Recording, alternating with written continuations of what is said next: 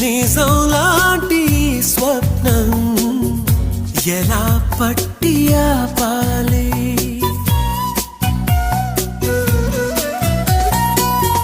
కలే అయితే ఆ నిజం ఎలా తట్టుకోవాలి? అవును కాదో అడగకంది నా మౌనం. చెలివో చిలవో తెలియకుంది నీ రూపం. చెలిని బంధమల్లుకుందే జన్మ ఖైదులా